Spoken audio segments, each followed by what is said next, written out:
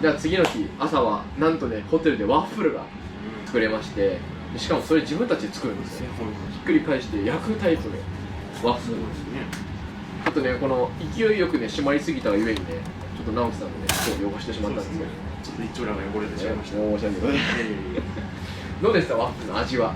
関西でいうマネキンのワッフルみたいな感じでいい思い出です。そうですね。で朝食べて、次の日私たちも学習したので、なんとバスでニューヨークまででした。どうですかバス？いやすごいご機嫌なバスで音楽がすごい大きくなってて、クラブみたいなね感じでバスを行く。こちらですね、アメリカで老舗のステーキ屋さん、ウルフギャングズステーキハウスとなっております。これからのお肉行きましょ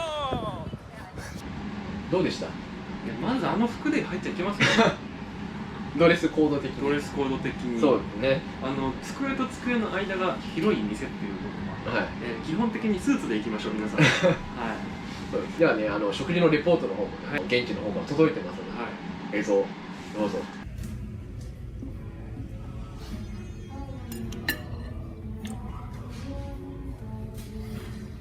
今までいきなりステーキしか食べてきませんでしたが、これぞ肉という感じですね。次に訪れたのが、リンカーンセンター。まずもう雰囲気が全然違いますよね。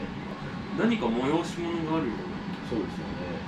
なんかあんな際どい服からそうなんですよ。もうセクシーな格好からすごいダンディーな、ハリウッドスターのような記者会見みたいな。そうなんですよ。あれ何なんですか？気になるんですけど、僕たちはね怖くて何も聞けませんでした。もう早く一目散に立ち去りたいと思ってましたけれども、やっぱりちょっとミーハーな部分があったので誰かしらいるんじゃないかと思ってずっといたんですけどね。現地の方からね実況動画も届いてますので、ご覧ください。これは今素の感想なんですけど、一刻も早く立ち去りたいぐらいの緊張感があります。かわいそうでした。見ていて痛々しいですよ。日本の恥。最後夜にね、タイムズスクエア、今回の再開の目的の一つというやっぱり圧巻されましたね。ついにですね、ニューヨークはタイムズスクエアの方にやってきました。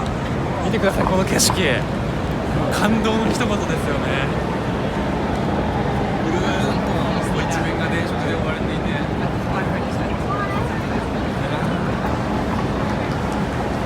心底感動しております。ちょっと言葉にできないですね本当に。街の雰囲気も実際いろんなパフォーマンスをやってる方がいらっしゃったり、幅広くそのエンターテインメントに参加している雰囲気、僕はこれがすごく素敵だなと思いましたね。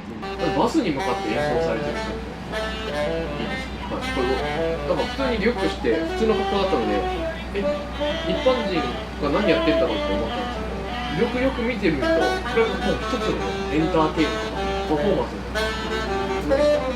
やっぱりコール&レスポンス、やるだけじゃなくてお客さんも手を叩いてたっていうところがこれだよなって我々が求めてるっていうのがありますよ。じゃあ本日は以上になります。自転車でニューヨークに向かうっていうのはいかがですか？自転車だったりバスで行くのではなく、自転車でニューヨークの風を感じながら観光していただけたらなと思います。